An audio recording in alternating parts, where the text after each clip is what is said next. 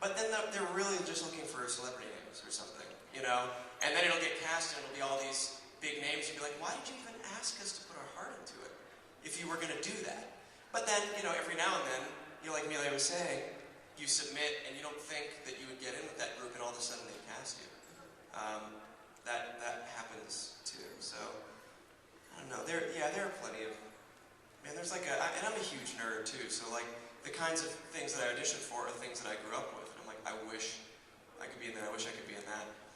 But I thought that my time was past for Robotech. Like, I grew up on Robotech, it was my favorite. And I thought, oh, well, I'll never get a chance at that because they're not doing that anymore. And then they did Robotech Shadow Chronicles, and I got to be in that. And that was one of those auditions where I was like, you know, shaking the whole time. And I was like, just keep it together, man, keep it together. You know, they don't know that you love this. They just thought you had tremors? Right, I was having a stroke. I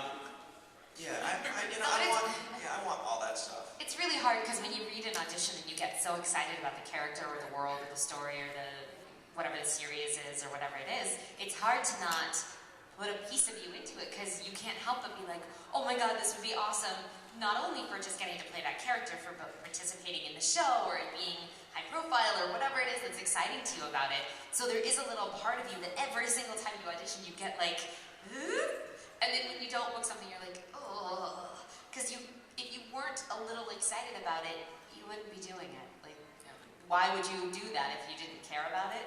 But yeah, there's plenty of times where like you'll get a booking from your agent or you'll get called, say you booked a particular title and you're like, oh my god, I booked that role, and then you find out it's a different role on that title and you're like, oh, well, I still get to work, but I don't get to play that character.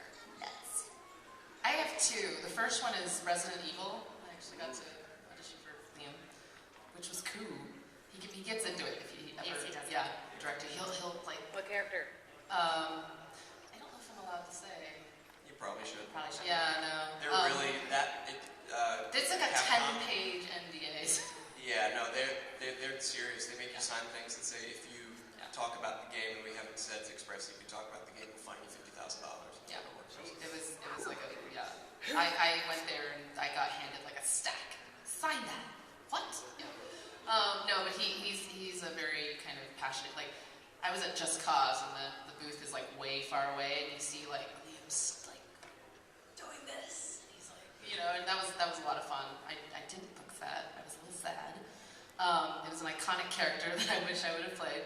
And the other one would be X-Men Future Past. I went in for that, and then later they were like, we liked you, but China gave us $50 million or something, so we're going to hire somebody from China. And I was like, sad face, that's okay. I don't have $50 million to give you. There are so many. A lot of the really cool, darker characters come with lower voices, and Yeah. yeah. You and me, Jerry, we'll never be Batman. Right, unless Hey, mine might be 14-year-old Batman and Robin, I'm just saying.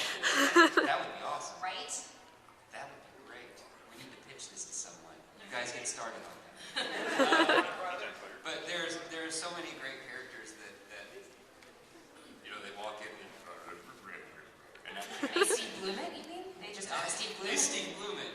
And not only do I love the sound of their voices, I'm so envious because I can't do it. I never get to play a man. Oh. But you play a mean drag queen. We should change our names to Bloom because it's like Steve Bloom and Brian Bloom, and I guess you just got to have the last name Bloom. Right, Yuri. Or Yuri Bloom. That'll be my stage name. Strawberries are packed with fiber. Strawberries are packed with fiber. You know what I see when I look at you? Bagel with cream cheese. Well, I'll never play up, like, because my voice is so low, and so I'll go in and I've had directors be like, do you want to audition for this? And they'll show me, like, the main character girl. Who's like 8 years old. Who's 8 years old, and I'm like, you know, really? You're Japanese. Do the cute Japanese voice. That's about it. Yeah, I also often don't audition for those characters. I'm sorry. Jerry could do it. Jerry's stealing all your work, man. No! There's a hand up back there. Please stop us before we kill again. Yes. Okay. Not necessarily your favorite, but do you feel that there was a character character that you put the most of yourself into, like you put the most energy into, or that you felt you related to the most? It's funny because if, for a character that I'll put most of myself into, I don't have to put as much energy almost into it. I don't have to try as hard, and I just have to sort of... I know which one yours is. Which one is it? Superman. Yeah. When I played Superman on Legion of Superheroes, and that was a funny audition story too, because I got called back for two characters. I got called back for Superman, and I got called back for Lightning Lad. And so I went in, and I did the callback, and then I was done with my Superman thing, and I was about ready to do the Lightning Lad, and they just sent me home. And I was like, oh, I blew it. I blew it. I was so bad that they wouldn't even read me for the other character that they called me back for. And then I got the call saying I booked it, and I got a chance to, months later, because I was afraid to talk about it to the director until I knew him better. And I said, hey, this was my experience in the audition. And he was like, oh no, when you were done with Superman, we realized that we had found our Superman. You recited the Legion oath, and we all got chills, and you were the guy.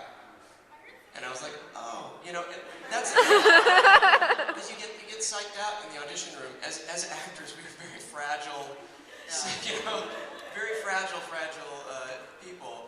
And you always assume that you're terrible, they hate you, you're not doing a good job. The person sitting opposite you is better, the person who came before was better, the person who came after was better. I don't know why we do this to I think it's ourselves. also because we're so willing to make a change. We're like, well, just tell us what you want, because I'll do what you want. If you just tell me what you want, I can do it. I think there's that. I think that's part of it. It's like, well, please you, we can do it. Yeah. Da-da-da-da-da-da. But that's, and to tie back to your question,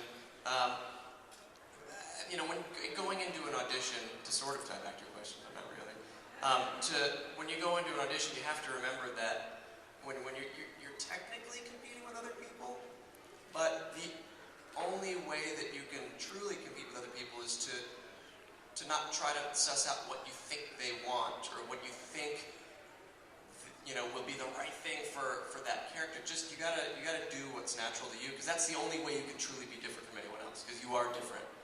Nobody's gonna think the same thing as you. Nobody's gonna do the same stuff as you.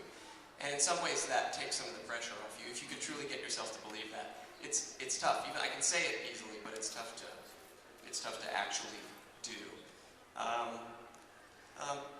Ben Tennyson is pretty close to me, and I've worked on him for a long time. Maybe it's just because I've worked on him for a long time, and that's why it feels close to me. But I'd say it's not much of a stretch, because I feel like I'm going in there and being myself.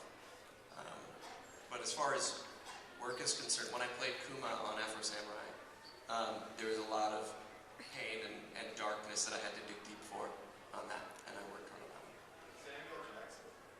And you taught you yoga, I heard. That's right. No, that's in Con Artists.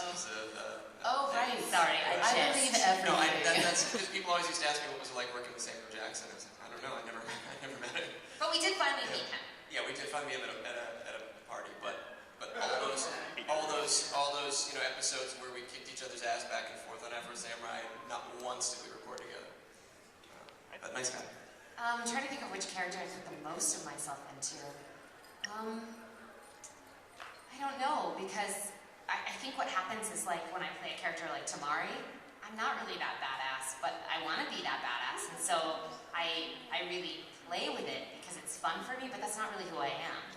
Like, I'm sort of silly and goofy, and I'm not really very badass at all. So it's not that I'm putting myself into that character, but I'm like, okay, if I actually were badass, this is what I would do. I find that I'm exhausted at the end of the day because I put everything into everything I do, whether it's an audition or, I don't know, because I struggled for so long that every time I get an audition, I get to drive there and, like, do what I do. It's so much fun. So, I don't know. I have a funny audition story about I walked in for a commercial once, and literally, it was the simplest thing. It was a car commercial. And all I had to do was, like, pretend to open a fridge and look up because there's a car in your living room or something like that. And so, as they say, yeah. And you just have to say, okay, and do it. But I remember I went into the callback. Everybody else was, like, white, and I was the only Asian girl. So I walk in, and there's 20 people for callback and commercials. Literally everybody's Clients and there, stuff. clients, agency, yeah. And so I walk in, I'm like, hello, and they're like, all right, and slate please, and action. And I did my thing, and I looked up, and then they were like, thank you. 10 seconds. I had driven an hour to Santa Monica to do this, and I was like, I called my agent, I was like, I was so terrible, I don't even know what this is. And then they were like, oh, they just called to book you. I mean, I was amazing. I was, oh. Yeah, and so you never can assume what they want. Sometimes they'll see it, and then they're like, oh, that's exactly what we